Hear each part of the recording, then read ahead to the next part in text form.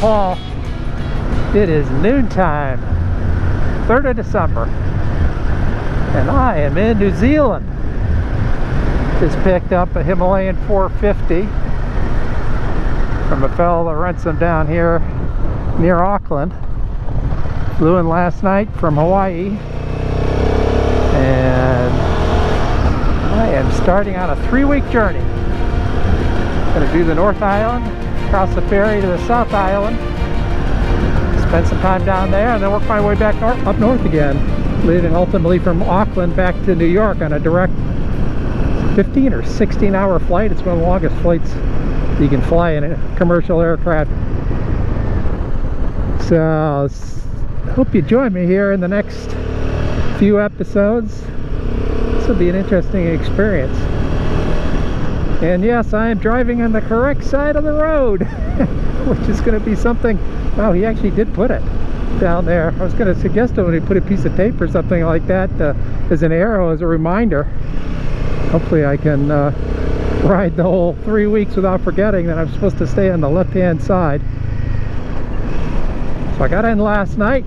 Didn't get to my hotel room until about 11:30, although I was fairly time adjusted, given the fact that I had spent time up in Hawaii, 3 days in Hawaii, which is only an hour difference from Auckland. It's a day different, so when you cross that international date line, you jump ahead a day, but it's only 1 hour difference in time, so it's pretty well time adjusted and slept pretty well last night. So I don't feel, even though it's noon here and it's 6 hours different from eastern United States, it's got my camping gear with me and hope to camp as much as I can. Today, I don't know, they're talking about heavy rain. For right now, I'm going to try to get my hands around this Himalayan 450. Got a nice upright seated position. Bike feels pretty good. Seat's a little hard, and my knees are a little bit more bent than they are on the Suzuki DL650 that I ride back up in Connecticut. So here we go. Hukatawa Coast. I'm going to slaughter every New Zealand name, so I'll do my best, but apologies for the poor pronunciation.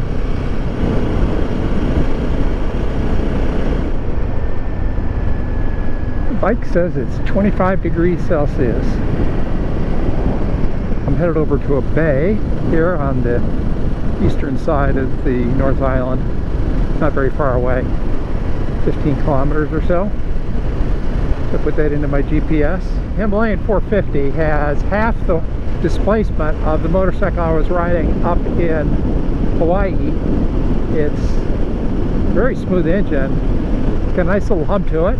It's a pleasing bike to ride so far. It's about 2/3 the displacement of my DL650, but I think it's going to be just perfect for this several-week trip here. It's definitely a confidence-inspiring bike. It's got enough power to do what you want to do, but it doesn't feel like it could get away from you. It's a really beautiful area. Rolling hills, green, lush. Bike shifts well. It's got a nice, easy shifting. You did shift down a little bit to give it some oomph. You hear that? Losing some elevation here. Heading down to the coast. Kawakawa Bay.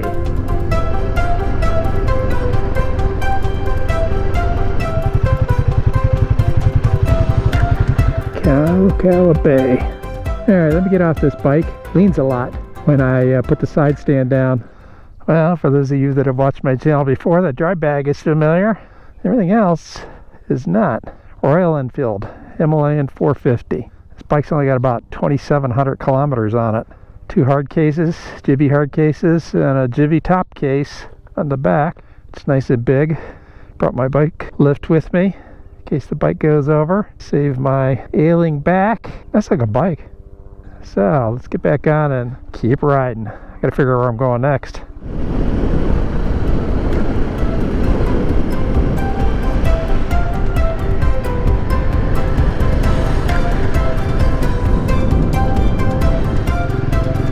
This road is been recently resealed, so the speed limit's only 30 kilometers an hour. Look at all the sheep.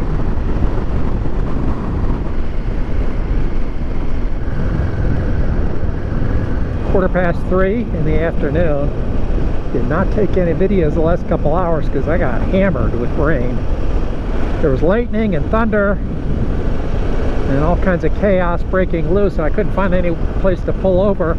And then I ended up, because I've selected to go on the back roads, crossing Highway 1, which is a major interstate running south from Auckland, and happened across a small mall where they had a fast food place. I was able to go in and grab something to eat and get out of the rain, plan where I was going to go. So I ended up taking a rental apartment, which is about an hour and 8 minutes from here. It is still spitting rain, and I think I'm glad I took a room tonight till this weather clears out. Randall, the gentleman who rented me the bike, said that the weather conditions across both North and South Island can be dramatically different based on which side of the island you're on, because of the fact that the mountains run north-south along the islands, and so you can have rain on one side of the mountains and clear on the other. He also said that's true of the wind too, that the winds could be ferocious on one side of the island and calm on the other when you're on the other side of the mountain. I'm a little surprised by how few towns I run into. Well, that was unexpected. I hit a gravel road. I had to be careful here because these roads are wet. Look like they're in pretty good shape, but if they were dry, I wouldn't worry about it. Stay out of the mud to the extent I can. I hope that it doesn't come pouring down on me again. Be careful somebody doesn't come around the curve. Try to stay over where it's a little drier, but it's also the incoming traffic. It's also a washboard.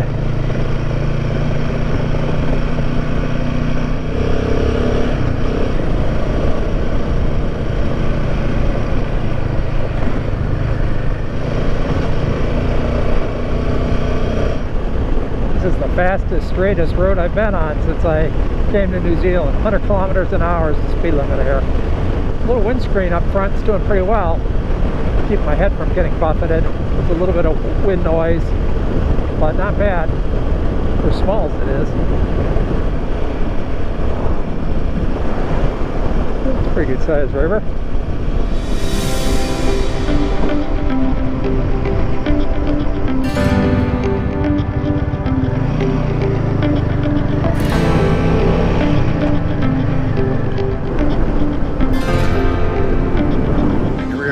Apartments. I'm in A. Good morning. It's Thursday morning, a little bit before 8 o'clock, and the weather broke finally last night. Nice and clear out today. It is going to be windy though for most of the rest of the day, so hopefully it doesn't impinge upon the riding, but at least there's no rain, so that's huge. Had breakfast. There's a market that was close by that I was able to walk to and get some supplies for breakfast as well as dinner to the extent that I need that. This morning I am headed towards Waitomo caves, which are glowworm caves about an hour south of here. Just a little bit after 8 o'clock. Everything is sorted on the bike, and I think I am about ready to go. I installed a plug on the battery so that if I need a heated suit as I head further south, I can do that. And I can also charge a battery for my devices. It's got a inline fuse on it, so it should work very well. All right, here we go. Waitomo Caves. That's how it's pronounced. When I was walking over to the market, I had to keep reminding myself when I'm crossing a street to look right then left, not left then right. So even crossing the street, you got to pay attention. Otherwise, you're looking down the wrong lane. When you spend your entire life operating with one orientation system, and then you got to switch to another for a few weeks, where your life depends on it, you got to be paying attention. At least I do. I hope this is the right way. It is. Okay. And just like that, I'm out in the countryside. So I passed another motorcyclist coming the other direction, and I learned that the wave here Unlike the wave in the US where you can kind of put your left hand down since it's facing the other riders are coming toward you and they can see it. Here you have to raise your left hand and wave because otherwise they can't see it with the handlebars. Ah, the little things us motorcyclists must learn. How pretty is that? It's so lush and green. Yeah, I'm getting pushed around by the wind a little bit. It's definitely picked up. Gotta ring this bike a little bit to get her to go. Not bad though. Just a different experience.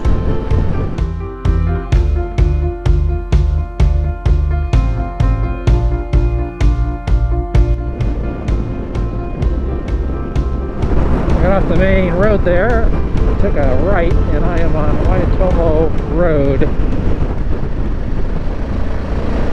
Nice little valley ride.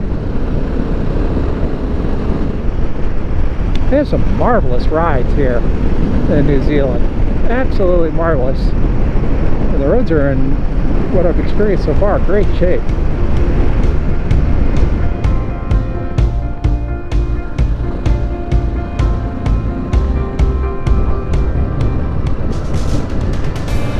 Wow, what the ride! What the ride!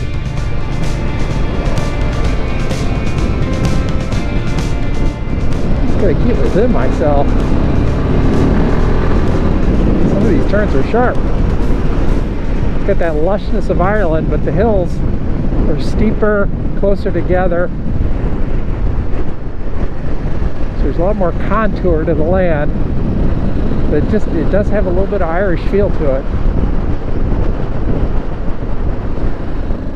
Unfortunately, I could not photograph in the Waitomo glowworm caves, but these stock photos might give some sense of what I experienced riding a boat through the caves. It was an expensive but a very unique experience.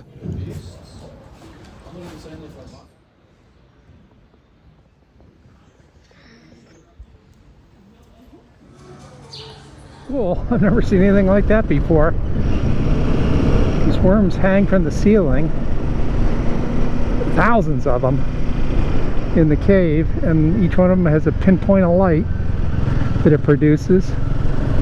We walked down there and then took a boat ride, and the only way you can see them is in the complete darkness, so we were on a boat floating in only a meter or so of water and saw the glowworms when all the lights are off. So I'm headed down to Forgotten World Highway, I believe it's called.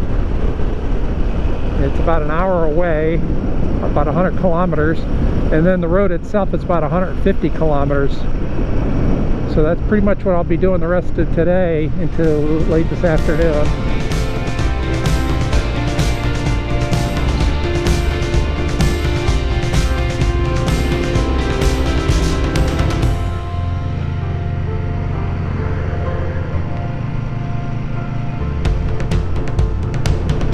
New Plymouth is south, that's where I'm headed.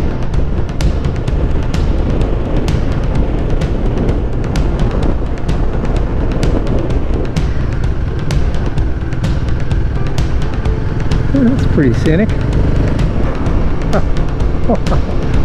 This is absolutely cool. I am so lucky to be here.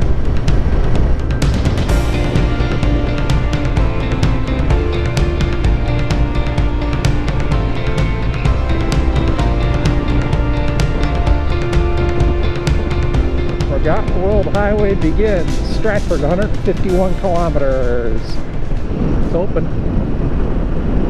100 kilometers an hour on this thing? Oh, I was hoping for a more relaxed ride. I don't know, that wind's still howling. I may scrap the camping plans for this evening.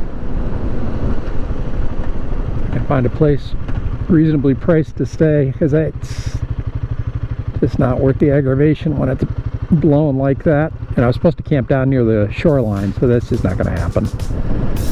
One lane bridge.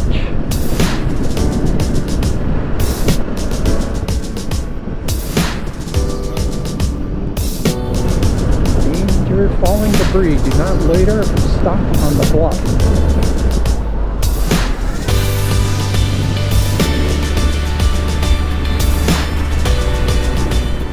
very pretty place.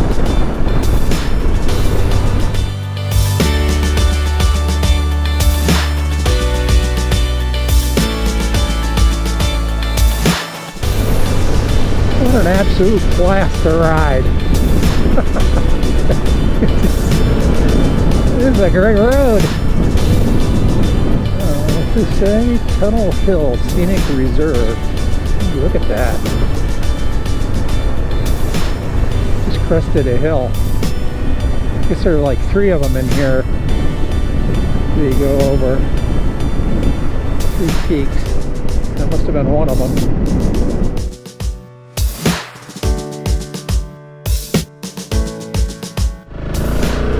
Got pretty good torque. Climbing again. Wow. Well, this is sealed.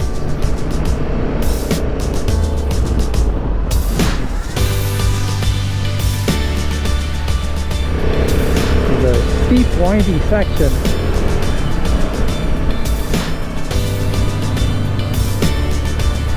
Time for sightseeing.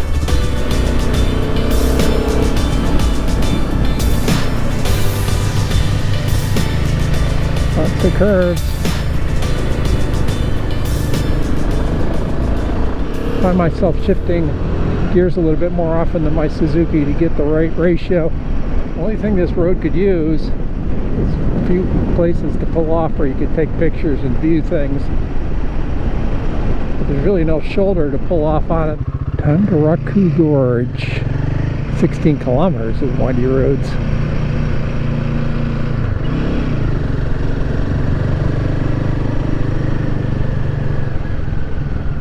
Yikes.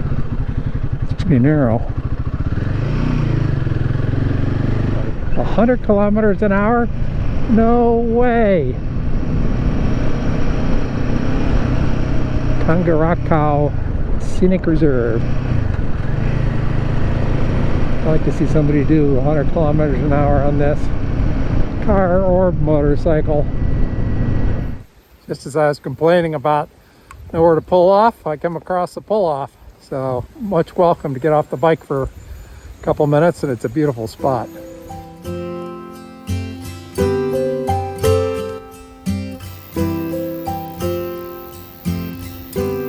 Down in the gorge. Sounds like there's a stream down here somewhere.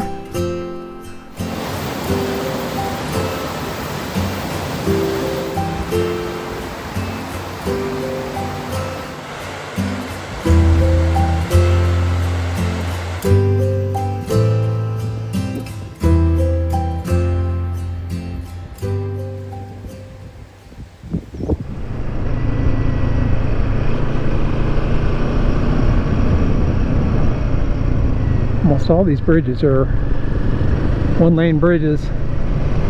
Some of the roads been one lane too. I'm not sure what you do when you run into somebody coming in the other direction.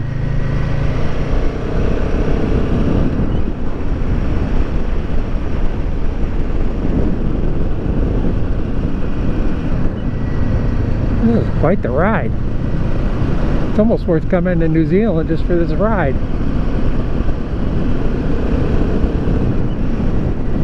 Definitely on my top 10 list.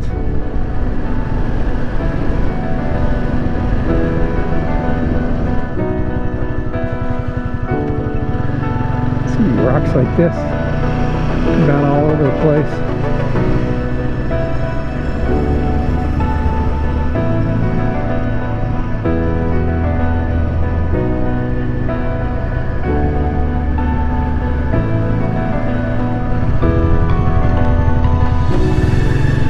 Stratford District.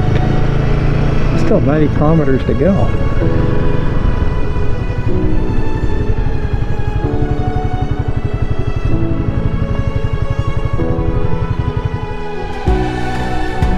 Time to get back on the bike.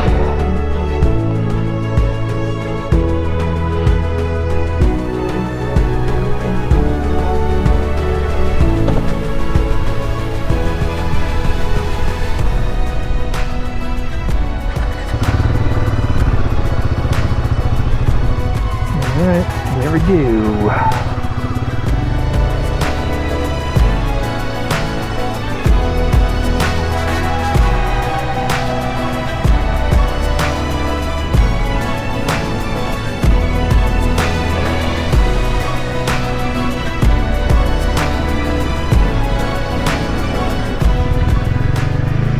Alright. This is the tunnel.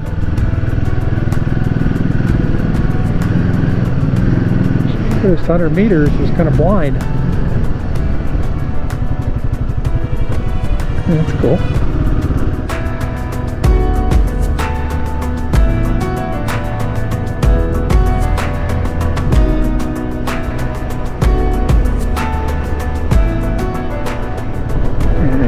Slow down here for a second.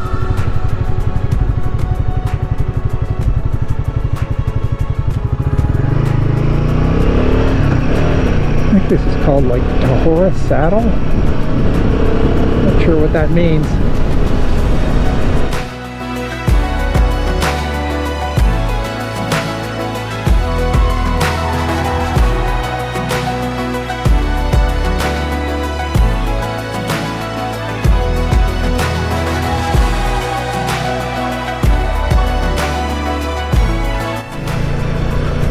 This is another saddle that I'm approaching.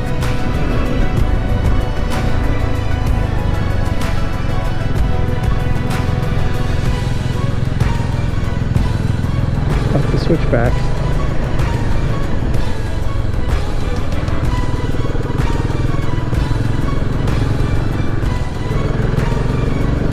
Wow.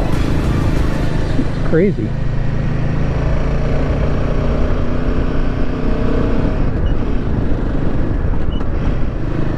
I swear I've been doing this for like 10 minutes.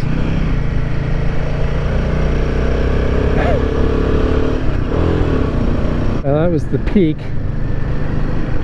So I'm going down. Just so many blind curves.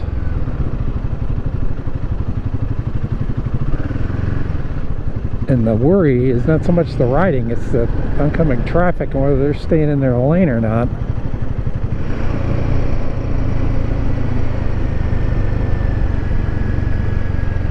How green that wall is.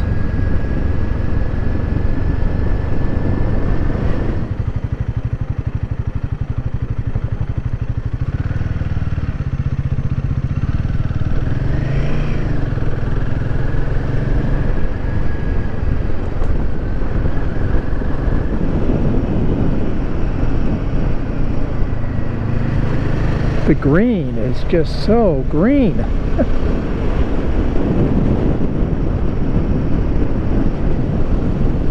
Look at that. Here we go again, the Poho Kura saddle.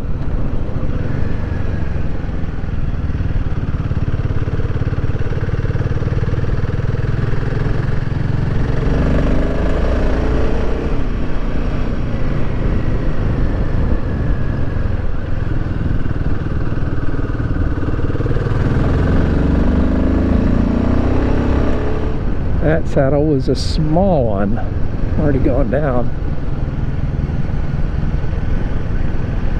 And this just takes total concentration.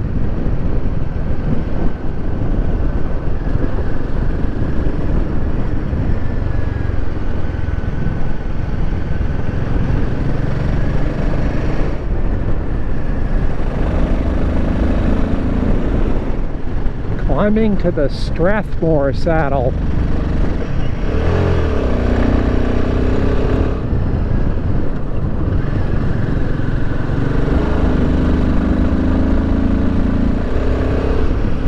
There's a sheep right there.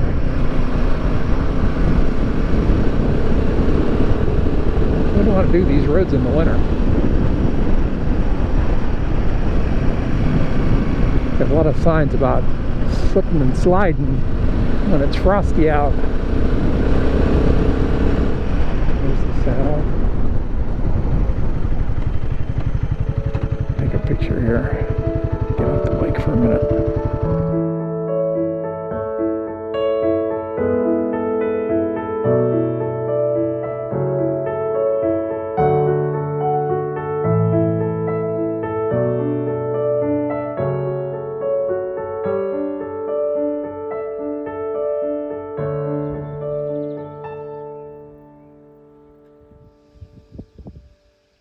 I believe that's Mount Taranaki out in the distance. It's on the western coast of New Zealand. Pretty massive mountain. It's a road that goes all the way around it. Shore is on the other side of it.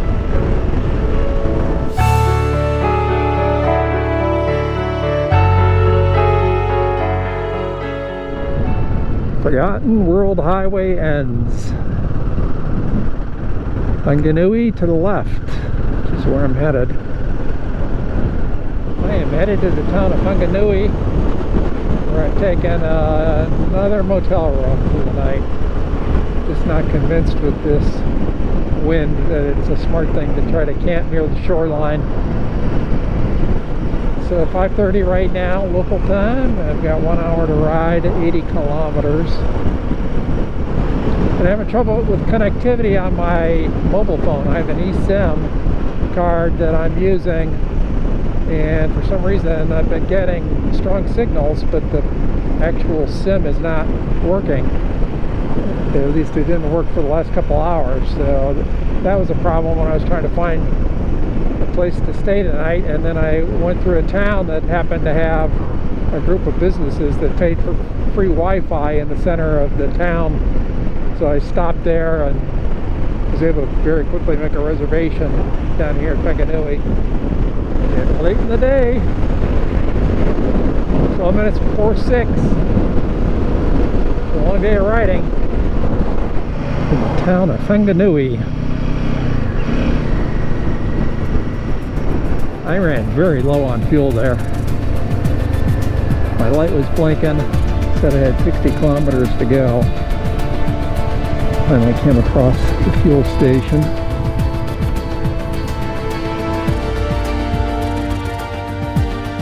Join me next episode as I board a ferry with my Himalayan 450 to cross the Cook Strait to ride the less populated South Island of New Zealand.